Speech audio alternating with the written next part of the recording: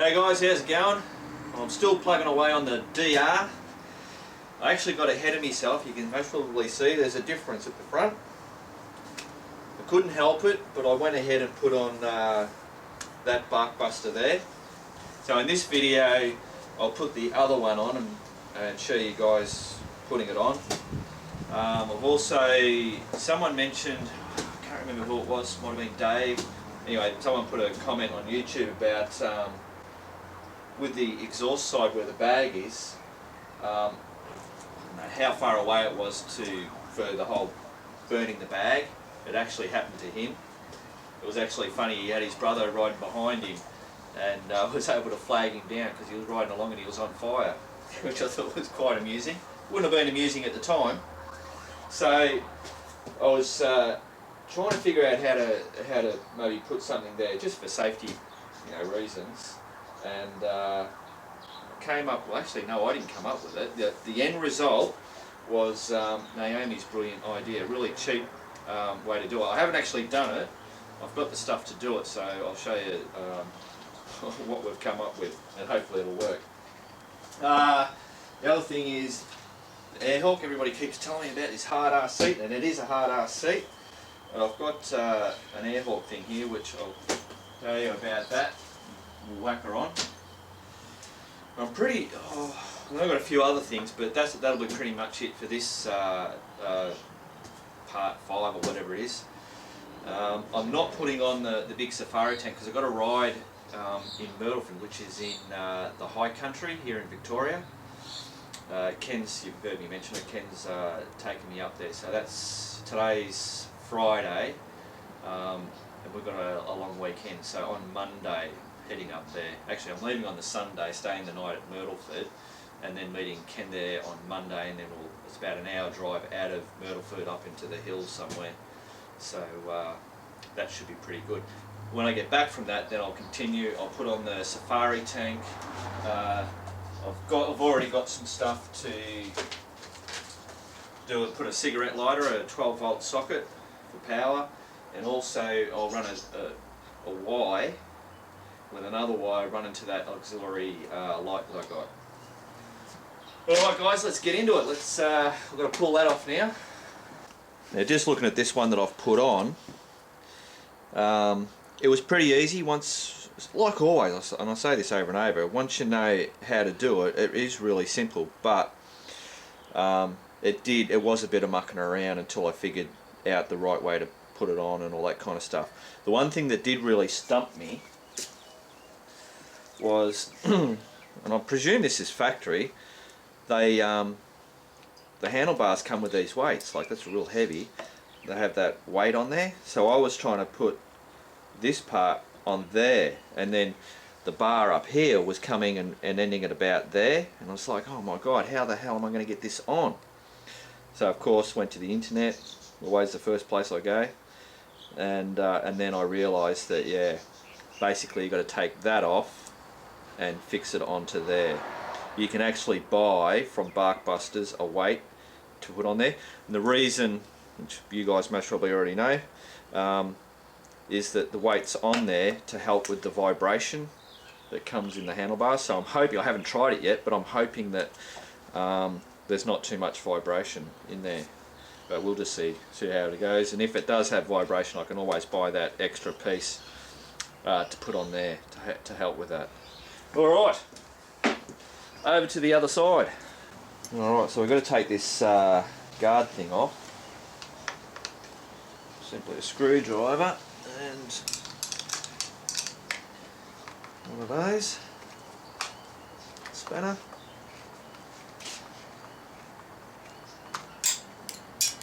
Okay, presto, they come jumping off. Oh. Should, hopefully.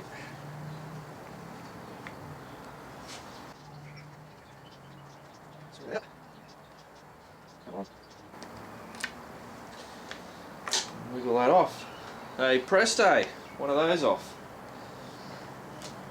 I suppose the only real dodgy, well, it's not really dodgy, but you end up with, it's the same on the other side, Put that back in there. Because you end up with that just sitting there like that. It's just a matter of screwing that back down. Because obviously without that in there, your brake lever won't work. Washer.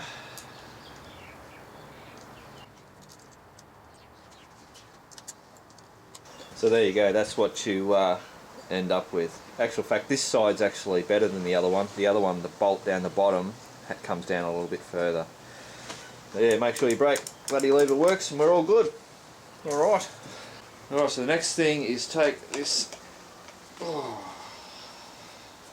weight do the lucky thing off. Just loosen that and that pulls straight out. There's really not much actually holding it in there, but as you tighten this up, that little plastic thing bows in a little bit, but only ever so bloody slightly, but it's just enough for it to stay in there, because I tried and I couldn't pull it out. So that now just leaves us with a hole. Apparently not all handlebars, obviously I think I've heard pro tappers and, well, I don't know, there's lots of other different types of handlebars that you get. A lot of people say that they don't like these stock ones, they're like noodles, they bend real easy.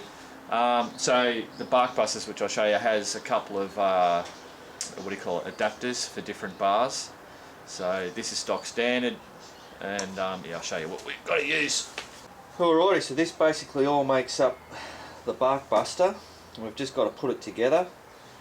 These two pieces here, and you use everything, well I've used everything. I think there's only one piece which is optional, and that's that piece there. This is the part that goes, there's your handlebars here, that goes in there, screw through there, and then there's this little piece here which screws onto there, and as that goes up, that goes in between and flanges that out. Now if you've got the stock handlebars like I do, obviously some of the pro tappers and the other ones are a smaller diameter, so we've got to put that one over there, and then that will flange that one, which will then flange that and then locks it in. So I've got the diagram here, pretty bloody simple. So I need first, put that in there, I've got a spacer here, so that just gives you a space between your hand grip and this, and it says put this one on, and I've got to put the big one on because I've got the stock handlebars. The next piece is that piece, which is going to flange these pieces out and hold that Barkbuster on the end. I'll just get that to about there.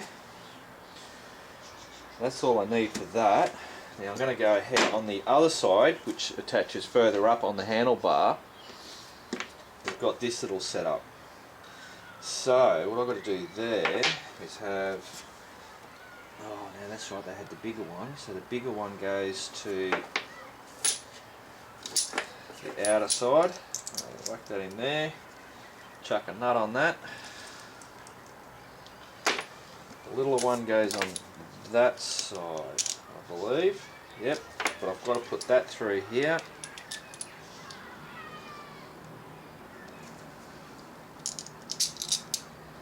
Yeah, that's it. Nut on there. Shit. Which then leaves that bolt there to go through here.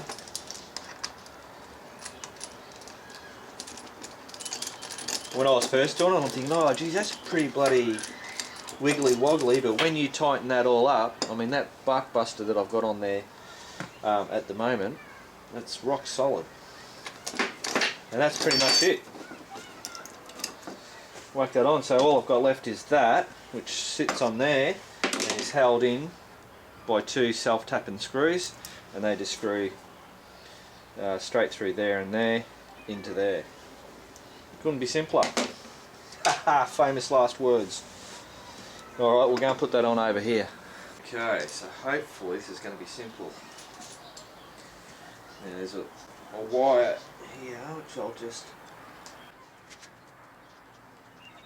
just move these wires out the way.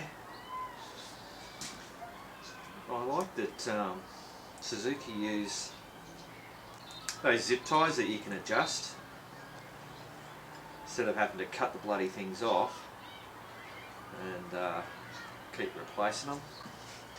But now that I say that, bloody bastard won't come off. Here we go. Come on, there you go. So, just to make sure, move that out the way. Cool. Okay. Now that's going to come through here. Land there. If we whack that in there, you should be able to tighten that up a bit.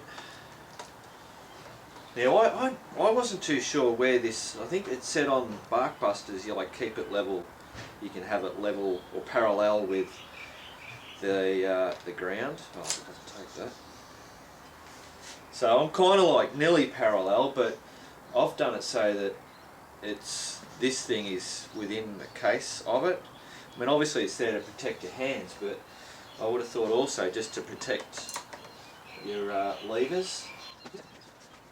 So that's where I'm putting it. If someone reckons I'm doing it wrong, by all means, bloody speak up and let me know.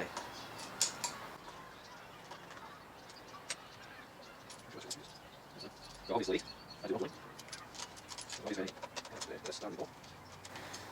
Just, yeah, there we go. Alright, so not fully tight. Cool. So now, we've just got to get this around that, so I'll just undo one of those bolts, and I should be able to just slip it around. There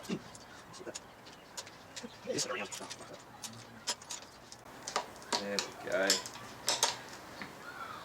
That's it, and I'll put that bolt back in.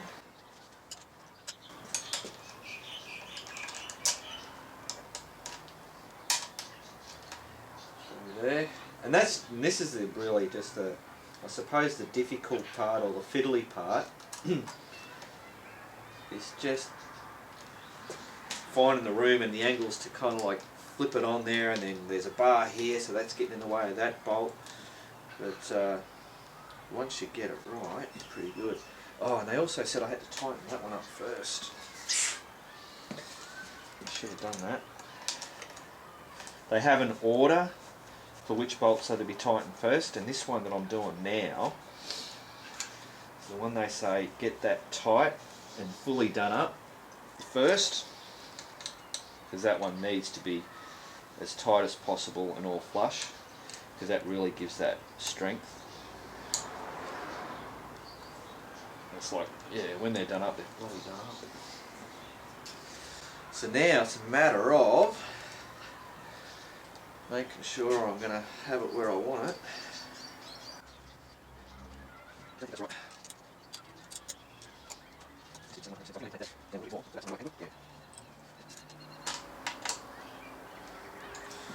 And I think too with these bars, I mean if they are like what people say, you've got to be careful that you don't over clamp it either. I mean it's got to be tight, but don't start doing it to the point where you're actually squashing the bar, because you can do that, which will then create a weak point in your bar. Alright, so I reckon, so that's going to come up. Okay, let's go there. That's tight. Tighten this one on.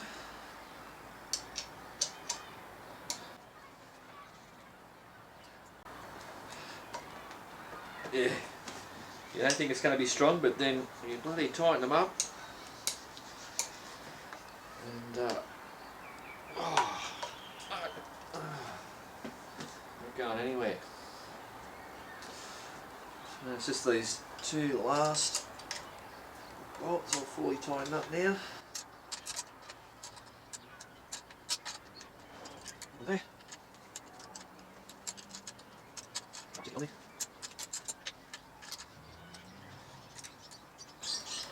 I reckon. There you go. That's as solid as. Okay, so all we need now is that cover.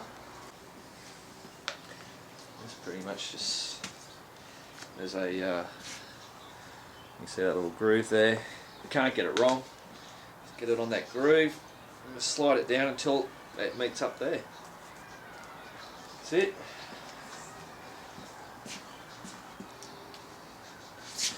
You can see there's a little hole there. Just screw this in. One up the other end. One up here. In there, I think. There we go. Sure it's in. There you go. Booyah! There you go. That should be pretty much it. So they're pretty much parallel with the ground. So if the bike comes over, that's going to protect the lever, so I shouldn't end up with a broken lever. And I think it even looks better. Sweet! Excellent! Alright, what's next? Oh, I'm going to do this side bag next. Alright, so what I'm trying to do is prevent the bag from melting or catching fire at worst case because of the exhaust pipe. I mean, looking at it, I mean that's a pretty good distance. I worked out at the closest point it's 2.5 inches.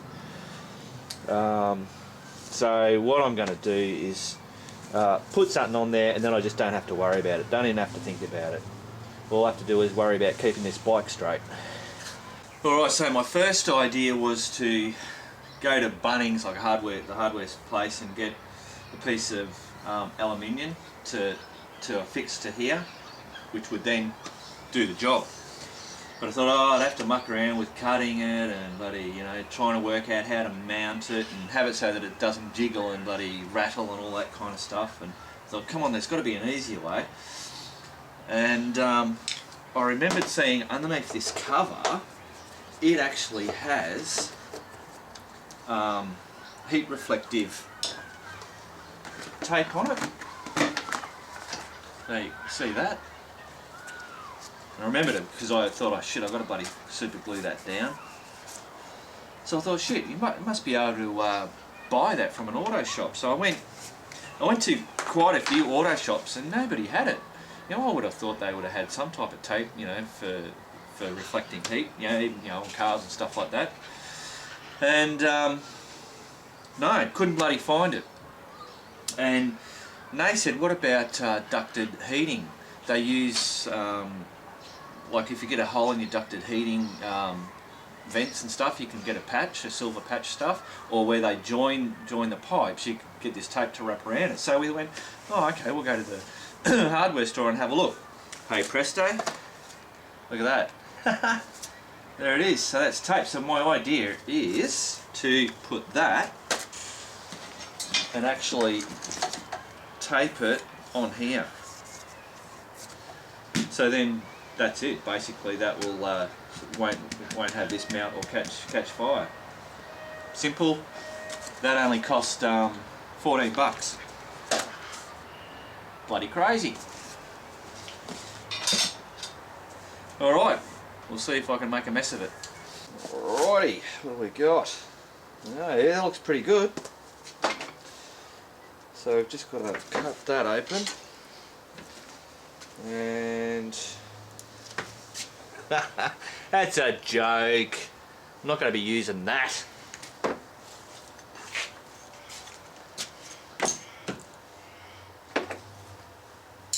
Use a little knife.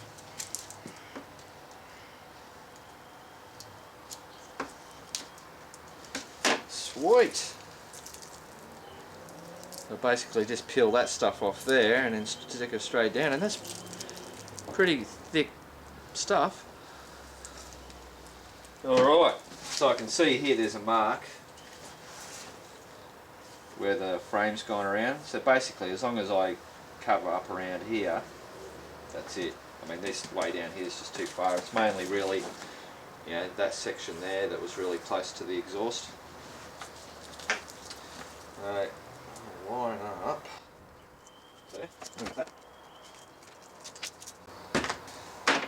that, peel this shit off.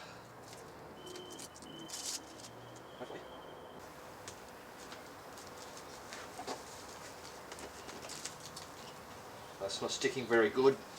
Bloody hell. What the fuck? Not very sticky. There's something. Are you kidding me? Well, I don't know. That's not very sticky. Alright, so I've worked out that it actually sticks to itself pretty good.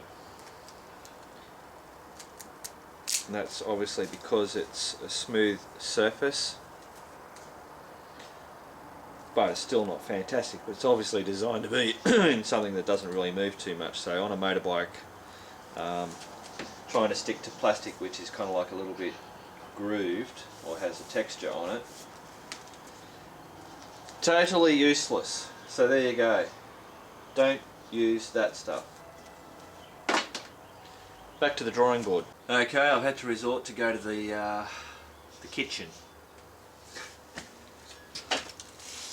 and get super heavy duty am foil, which is aluminium foil, or for the Americans, aluminum.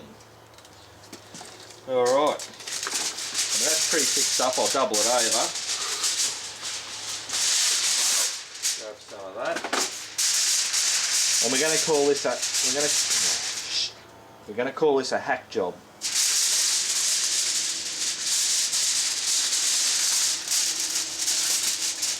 As I said, I'm trying to do this DR using all the, the proper stuff. So this is only going to be a temporary thing, and I'll find out. I have to do a better search and see if there's something better out there. What I'm thinking, I'll put that there.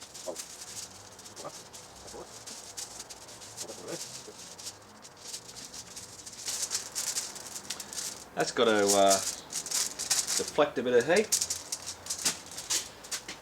Righto guys, you can all stop laughing at the computer screen. When I started this bloody thing, I've got to give you something to look at. As I said, it's only a temporary job. I mean, obviously sitting on a bar, that's all going to tear and wear away and rip and stuff, so...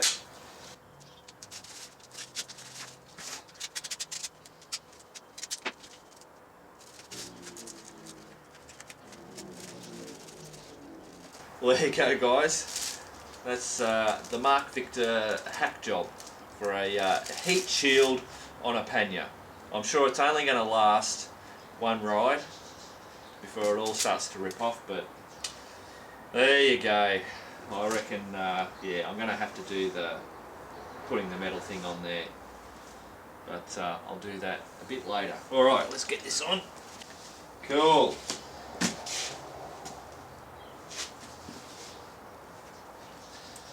That looks pretty good actually. Well, there you go, that's with the bag on. You can just see that there's the pipe. And in here is that am foil aluminium stuff. Look around this way. There you go.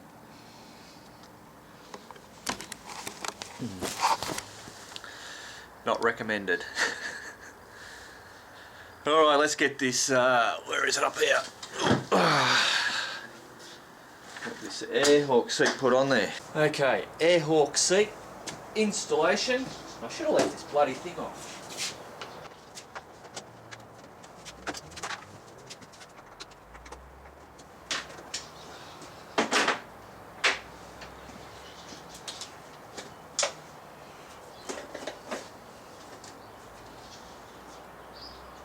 Okay.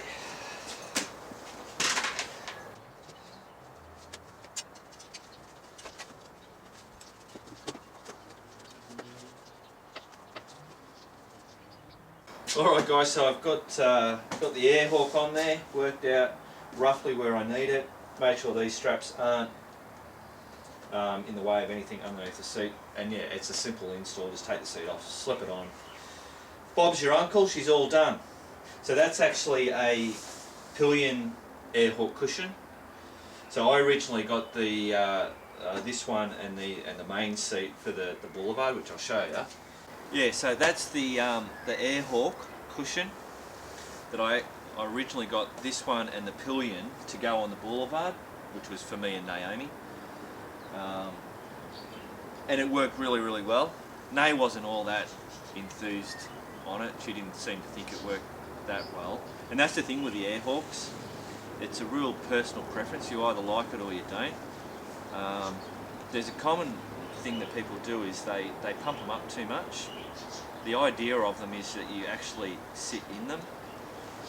Anyway, I reckon they work really, really well. I mean, I did a ride across the Nullarbor with a mate, over and back. That was like over 5,000 kilometres, and I loved the bloody thing.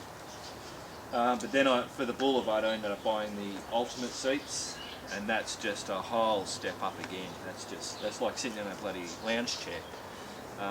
So the Airhawks got put in the cupboard and were forgotten about. And then when I got the Postie, I thought, oh well, I'll bloody chuck that on there and see how it goes. And yeah, it worked absolute bloody treat. It was a bit of a lifesaver actually. So then I got the DR and I went, hey, I'll get that pillion one out and see how it goes. So I don't know. I haven't sat on it for very long, so we'll see how that goes. If I don't think that works good enough, I'll have to go. I've heard about gel seats, but most people say no to that. There's Corbin seats, but they're really expensive. There is a crowd in Melbourne that they'll actually take your existing seat and they pull it apart, refurbish it, they make it wider, and I've heard a lot of good stuff about that. So that might be an option. We'll just see how we go. I suppose the only downfall to making it wider, and I think this would only be a problem to people that are really doing all the small tracks and stuff like that, is that it can kind of like mess with you a little bit.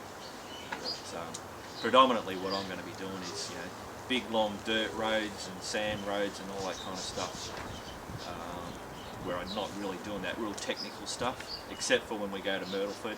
I'm not 100% sure what's going on there, but I'm pretty sure it's going to be a bit technical. But I'm going to do another video and kind of like explain that a little bit too. Alright guys, let's go back in the shed. Well, there you go guys, I reckon that's about it for this video. We've got Max a little bit further along, and he's pretty much right now for doing that Myrtleford ride with Ken up into the high country.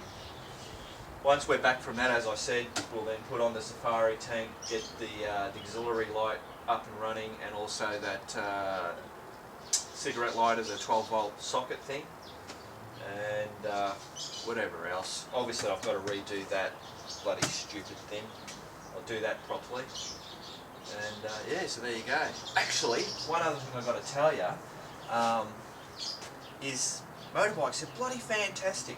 Not only do I get to play on the motorbike with tinkering around and then get out there and ride and do shit like that, it's all the whole, you know, the planning and working out where you're going and checking out other people's stuff.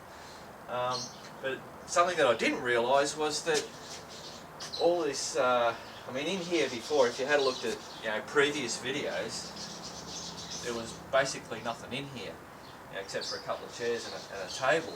And I've slowly taken over, so I'm getting all these bits and pieces, and, you know, putting up maps and all the stickers, you know, the stickers up on the wall or up on the dartboard. And I'm absolutely loving that part of it too. You know, I come out in here and I have a cup of coffee and I'll have a cigarette and I'm looking around at things and running things through my brain. So I've actually got, back at the unit, I've got another map like that, a smaller one, and I've actually put pins where where I've been on the bike, and it's got all photos and just memorabilia, bits and pieces and stuff on it. So I'm actually going to bring that over to here because I'm always here doing stuff. So I'm going to mount that up there and maybe put up a few more signs and stuff. So Yeah, there you go. Just thought I'd let you know that. Alright guys, keep on riding, and I'll see you in the next video.